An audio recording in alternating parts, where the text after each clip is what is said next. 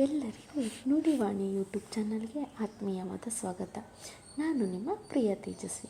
ಮೊದಲ ಹೆಜ್ಜೆ ಕಾದಂಬರಿಯ ಪ್ರವೇಶ ಮಾಡಿ ಇನ್ನೂ ಒಂದಷ್ಟು ವಿಷಯಗಳು ನಡೀತಾ ಇದೆ. ಇಲ್ಲಿ ತನ್ನ ಗಂಡನಿಂದೊಂದು ಮಂಜುಳಾ ಸುಬ್ಬಿ ಬಳಿ ತನ್ನ ದುಃಖನೆಲ್ಲ ಹೇಳ್ಕೊತಾ ಇದ್ದಾಳೆ. ಹೆಣ್ಮಕ್ಳೇ ಹಾಗಲ್ವಾ, ತನ್ನಲ್ಲಿರೋ ದುಃಖನ ಹಂಚ್ಕೋಬೇಕು ಅಂತ ಪ್ರತಿಯೊಂದು ಮನಸ್ಸು ಹಂಗೆ ಅನಿಸುತ್ತೆ. ಅದರಲ್ಲಿ ಹೆಣ್ಮಕ್ಳು ಬಹುಶಃ ಜಾಸ್ತಿ ಅಂತ ನನ್ನ ಅಭಿಪ್ರಾಯ. ದುಃಖ ಎಲ್ಲನೂ ಸುಬ್ಬಿ ಬಳಿ ಹೇಳ್ಕೊತಾ ಇದ್ದಾಳೆ. ತನ್ನ ಮನಸ್ಸಿನ ಭಾರವನ್ನು ಕಳೆದುಕೊಳ್ತಾ ಇದ್ದಾಳೆ. ಆದರೆ ಕೆಲವೊಂದು ಸಲ ನಮ್ಮ ಮನಸ್ಸಿನ ಭಾವನೆಯನ್ನು ಯಾರೊಂದ್ರಿಗಾರು ಹಂಚ್ಕೊಂಡ್ರೆ ಕೆಲವೊಂದು ಸಲ ಸಮಾಧಾನ ಸಿಗ್ಬೋದು. ಆದರೆ ಕೆಲವೊಂದು ಬಾರಿ ಕೇಳುವ ಒಳ್ಳೆ ಮನಸ್ಸು ಸಿಗೋದು ಕಷ್ಟ. ಸಾಂತ್ವನ ಹೇಳೋ ಬದಲು ಹೀಯಾಳಿಸಿ ನಕ್ಕಾರೆಂಬ ಭಯದಿಂದಲೇ ಎಷ್ಟೋ ಮನಸ್ಸುಗಳು ಇಂದಿಗೂ ಸ್ತಬ್ಧವಾಗಿವೆ, ಮೂಕ ವಿಸ್ಮಿತರಾಗಿ ಹಾಗೆಯೇ ಇದ್ದಾವೆ. ಎಲ್ಲರಿಗೂ ಹಾಲಂಗಿಸುವ ಸ್ನೇಹ ಸಿಗೋದು ಕಷ್ಟ. ಕೆಲವೊಮ್ಮೆ ನಮ್ಮ ದೌರ್ಬಲ್ಯಗಳನ್ನ ದುರುಪಯೋಗ ಮಾಡಿಕೊಂಡ್ರೆ ಏನು ಮಾಡೋದು? ಆದರೆ ಸುಬ್ಬಿ ಮತ್ತು ಮಂಜುಳಾ ಒಳ್ಳೆಯ ಆತ್ಮೀಯರಾಗಿದ್ದರು. ನೋಡೋಣ, ನೊಂದು ಮನಸ್ಸಿನಿಂದ ಕಾದು ಕಬ್ಬಣವಾಗಿದ್ದ ನಮ್ಮ ಮಂಜುಳಾ ಸುಬ್ಬಿಯಿಂದ ತಣ್ಣೀರಿನ ಲಾಭ ಪಡಿತಾಳ ಅಂತ. ಒಂದೇ ಅವರಿಬ್ಬರು ನಡುವೆ ಏನೇನು ನಡೆಯುತ್ತೆ, ಕಾದಂಬರಿ ಒಳಗಡೆ ಮತ್ತೆ ಏನಷ್ಟು ಕಥೆಗಳು ಮುಂದುವರಿಯುತ್ತೆ ಅಂತ ನೋಡೋಣ. ಇಲ್ಲಿ ಸುಬ್ಬಿ ಹೇಳ್ತಾ ಇದ್ದಾಳೆ, ನಿನ್ನ ಗಂಡನಿಗೆ ಒಂದಲ್ಲ ಒಂದಿನ ಬುದ್ಧಿ ಬರುತ್ತೆ. ಕಾಫಿ ಎಲ್ಲ ಆರೋಯ್ತು, ತಾಳು ಬಿಸಿ ಮಾಡ್ತಾಯಿರ್ತೀನಿ. ಅಯ್ಯೋ ಏನು ಬೇಡಿ, ನನಗೆ ಬಿಸಿ ಹಳಸಲು ಎಲ್ಲ ಒಂದೇ ಈಗ. ಹಾಂ, ನನಗೇನು ಬಹುವಚನನೂ ಬೇಕಾಗಿಲ್ಲ. ಹಾಗಲ್ಲ, ಇಷ್ಟೇ ಆಗಲಿ, ನೀನು ನನಗಿಂತ ದೊಡ್ಡವರು. ಏನು ಮಹಾ 6 ತಿಂಗಳು ದೊಡ್ಡವಳು ತಾನೆ. ಅದು ಅಲ್ಲದೆ ಸ್ನೇಹಿತರಾದ ಮೇಲೆ ವಯಸ್ಸಿನ ಅಂತರ ಬೇಕಾಗಿಲ್ಲ. ಮಂಜುಳಾ ಮತ್ತೆ ಬಿಸಿಯಾಗಿ ಬಂದ ಕಾಫಿ ಕುಡಿದು ಉಷೆಯನ್ನು ಸೊಂಟದ ಮೇಲೆ ಕೂರಿಸಿಕೊಂಡು ತನ್ನ ತಾಯಿಯ ಮನೆ ಕಡೆ ಹೊರಟು ಹೋದಳು. ರಾತ್ರಿ ನಾನು ತೊಟ್ಟಿಲಲ್ಲಿ ಮಲಗಿದ್ದೆ. ತೊಟ್ಟಿಲಿಗೆ ಕಟ್ಟಿದ್ದ ಹಗ್ಗವನ್ನು ತೂಗಿಸುತ್ತಾ ಸುಬ್ಬಿ ಬಿಸಿದನ್ನಿಲಿ ಏನು ನ್ಯಾಯ ಎಂದಳು. ಪ್ರಪಂಚನೇ ಹಾಗೆ ಅಲ್ವೇನೆ, ಒಳ್ಳೆ ಪ್ರಪಂಚ. ಹೆಂಡ್ತಿನ ಕಂಡೋರ ಹತ್ರ ಕಳಿಸೋಕೆ ಅವನಿಗೆ ನಾಚಿಕೆ ಆಗಲ್ವೇ? ತನ್ನ ಹೆಂಡ್ತಿ ಅಂತ ಪ್ರೀತಿ ಅಭಿಮಾನ ಆದರೂ ಬೇಡವಾ? ಅದೆಲ್ಲ ಪ್ರೀತಿ ಅಭಿಮಾನ ಶ್ರೀಮಂತರಿಗಷ್ಟೇ ಕಣೆ. ಶ್ರೀಮಂತರೆಲ್ಲ ಸದ್ಗೃಹಸ್ಥರೇನೋ? ಸುಬ್ಬಿಯ ದನಿಯಲ್ಲಿ ಅಣಕವಿತ್ತು. ಕೆಲವರು ಒಳ್ಳೆ ಪದವಿಗೆ ಬಂದಿರೋರು ಹೇಗೆ ಅಂದ್ಕೊಂಡಿದ್ಯಾ? ಹೆಂಡ್ತೀರನ್ನು ಮೇಲಧಿಕಾರಿಗಳ ಹತ್ರ ಕಳಿಸಿ ದೊಡ್ಡ ಕೆಲಸ ಸಂಪಾದಿಸ್ತಾರೆ. ದೊಡ್ಡ ಮನುಷ್ಯರು ಮಾಡಿದರೆ ಫ್ಯಾಷನ್ನು, ಬಡವರು ಮಾಡಿದರೆ ಆದರ ಮರ್ಯಾದೆ ಇಲ್ಲದ ಮೇಲೆ ಅಂಥವ್ರೆ ಅಂತ ದೊಡ್ಡ ಮನುಷ್ಯರು ರೀ. ಸುಬ್ಬಿ ಸಿಡಿದು ನೋಡಿದಳು. ನೀನು ನನ್ನ ಮೇಲೆ ರೇಗ್ತಾ ಇದೆಯೇ? ಅಪ್ಪ ನಕ್ಕು ಕೇಳಿದರು. ನಿನ್ನ ಮೇಲೆ ರೇಗ್ತಾ ಇಲ್ಲ, ಈ ಗಂಡಸು ಜಾತಿ ಅದೆಯಲ್ಲ.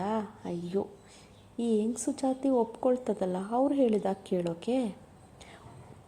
ಒಪ್ಕೊಳ್ದೆ ಹೋದರೆ ಮಂಜುಳಾ ಹಾಗೆ ಅವರೆಲ್ಲ. ಸುಬ್ಬಿ ಆಡುತ್ತಿದ್ದ ಮಾತು ತಟ್ಟನೆ ನಿಂತು ಹೋಯಿತು. ಅದರೊಂದಿಗೆ 2 ಕ್ಷಣ ತೊಟ್ಟಿಲು ತೂಗುವುದೂ ನಿಂತಿತ್ತು. ಆದರೆ ನಾನು ಸುಮ್ಮನಿರಬೇಕಲ್ಲ ಎಂದು ರಾಗ ತೆಗೆದೆ. ಅಯ್ಯೋ, ಇದಿನ್ನೂ ಮಲ್ಗೆ ಇಲ್ಲ. ಸರಿ ಬಿಡಿಂದ್ರೆ.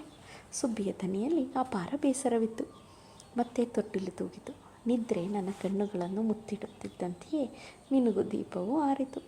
ಸುಬ್ಬಿಯ ಮಾತು ಅಸ್ಪಷ್ಟವಾಗಿ ಕಿವಿಯ ಮೇಲೆ ಬಿತ್ತು. ಏನು ಗೊತ್ತಾ, ಇವತ್ತು ನಿಮ್ಮ ಮಗಳು ಅಮ್ಮ ಮಮ್ ಅಂತ 2 ಮಾತು ಕಲಿತಿದ್ದಾಳೆ. ಓ ಹಾಗೇನು? ತೊಟ್ಟಿಲು ತೂಗುವಿಕೆ ನಿಧಾನವಾಗುತ್ತಾ ಬಂದಿತ್ತು. ಇಲ್ಲಿ ಕೇಳಿ, ಇನ್ಮೇಲೆ ಅವಳಿಗೆ ತೊಟ್ಟಿಲು ಸಾಕಾಗೋದಿಲ್ಲ ಅಂದರೆ ನಮ್ಮ ಹತ್ತಿರನೇ ಮಲ್ಸ್ಕೊಳ್ಳೋದು ವಾಸಿ.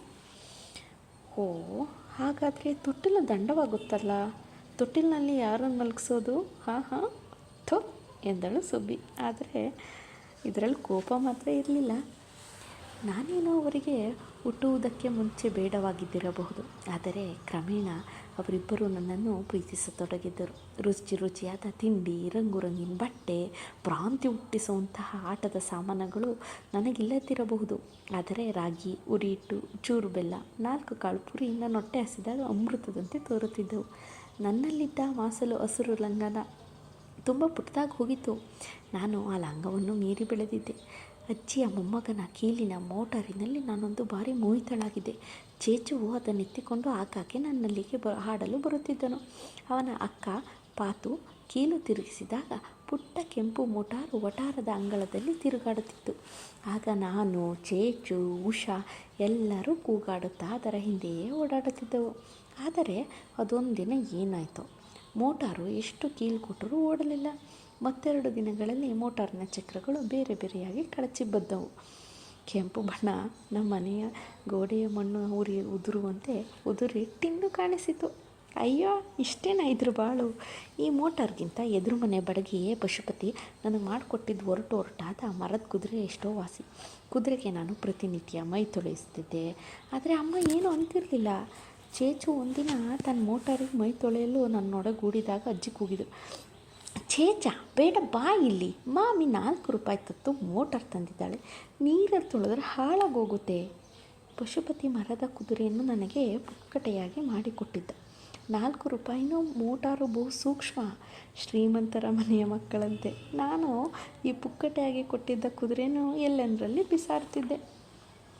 ಮತ್ತೊಂದು ದಿನ ಚೇಚು ಆಡುತ್ತಿದ್ದ. ಮೋಟಾರನ್ನು ವಟಾರದ ಅಂಗಳದಲ್ಲಿಯೇ ಬಿಟ್ಟು ಮಲಗಲು ಹೊರಟೋಗಿದ್ದ. ರಾತ್ರಿ 10 ಗಂಟೆಯಲ್ಲಿ ಅಜ್ಜಿ ಮೋಟಾರನ್ನು ಜ್ಞಾಪಿಸಿಕೊಂಡು ಮೊಮ್ಮಗನನ್ನು ಶಪಿಸುತ್ತಾ ಅಂಗಳಕ್ಕೆ ಬಂದು ಹುಡುಕಾಡತೊಡಗಿದರು. ಮಂಜುಳಾ ತಮ್ಮ ಮನೆಯ ಬಾಗಿಲಲ್ಲಿ ನಿಂತು, ನಾಳೆ ಬೆಳಗ್ಗೆ ನೋಡೋರಂತೆ, ಕತ್ಲಾಯಿತು ಎಂದಾಗ ಅಜ್ಜಿ ರಾಗವಾಗಿ, ಯಾರಾದರೂ ತಕ್ಕೊಂಡು ಹೋಗಿಬಿಟ್ರೆ ಏನಮ್ಮ ಮಾಡೋದು, 4 ರೂಪಾಯಿನ ಮೋಟಾರು ಎಂದರು. ತೆಂಗಿನ ಮರದ ಬುಡುವೆ ನನ್ನ ಕುದುರೆಯ ಲಾಯ, ಆದರೂ ಅದಕ್ಕಿರಲಿಲ್ಲ ಯಾವುದೇ ಅಪಾಯ. 4 ರೂಪಾಯಿನ ಮೋಟಾರು ಒಂಟಿಯಾಗಿ ರಾತ್ರಿ ವಟಾರದ ಅಂಗಳದಲ್ಲಿರುವುದು ಸಾಧ್ಯವಿರಲಿಲ್ಲ. ಒಡವೆಗಳನ್ನು ಏರಿಕೊಂಡ ಮಗು ಬಂದಂತೆ ಎಲ್ಲರೂ ಹಾಡುತ್ತಿದ್ದರು. ನನ್ನ ಕುದುರೆ ಬಿಸಿಲಿನಲ್ಲಿ ಬೇಯ್ತಿತ್ತು, ಮಳೆಯಲ್ಲಿ ನೆನೆಯುತ್ತಿತ್ತು. ನನ್ನ ಗೆಳತಿಯರ ಕೈಯಲ್ಲಿ ನಜ್ಜುಗುಜ್ಜಾಗುತ್ತಿತ್ತು. ನಾನೀಗ ಸುಮಾರಾಗಿ ಮಾತನಾಡಲು ಕಲಿಯುತ್ತಿದ್ದೆ. ಮಾತನಾಡುವುದನ್ನು ಕಲಿತಾಗ ನನಗೂ ಸಂಭ್ರಮ, ಮನೆಯವರಿಗೂ ಹಬ್ಬ. ನನ್ನ ಮಾತುಗಾರಿಕೆ ಕ್ರಮೇಣ ಹಳೆದಾಯಿತು. ಮಾತು ಕಲಿಯುವುದಕ್ಕೆ ಮುಂಚೆ ಹಿರಿಯರು ಮಾತನಾಡುವುದನ್ನು, ಬಾಯಿ ತಿರುಗಿಸುವುದನ್ನೇ ನೋಡಿ ನಾನು ಅನುಕರಿಸಲು ಯತ್ನಿಸುತ್ತಿದ್ದೆ. ಇತರರ ಮಾತು ನನ್ನ ಬಾಯಿಂದ ತೊದಲಾಗಿ ಹೊರಡುತ್ತಿತ್ತು. ನನ್ನ ತಾಯಿ ವಟಾರದವರಿಗಿದ್ದವರಿಗೆಲ್ಲ ಸುಬ್ಬಿಯಾಗಿದ್ದಳು. ಆದುದರಿಂದ ಆಕೆ ನನಗೂ ಸುಬ್ಬಿಯಾದಳು. ನಾನು ಎಂದೂ ಅವಳನ್ನು ಅಮ್ಮ ಎಂದು ಕರೀಲಿಲ್ಲ. ಮಾತನಾಡುವುದು ಸುಮಾರಾಗಿ ಬಂದ ಮೇಲೆ ಸುತ್ತಮುತ್ತಲಿನ ಪದಾರ್ಥಗಳಲ್ಲಿ ನನ್ನ ಕುತೂಹಲ ಕೆರಳತೊಡಗಿತು. ನಾನು ಉಷಾ ಹೊಸ ಸಂಶೋಧನೆ ಸಂಸ್ಕೃತಿಗಳನ್ನು ಒಟ್ಟಾಗಿ ಮಾಡುತ್ತಿದ್ದೆವು.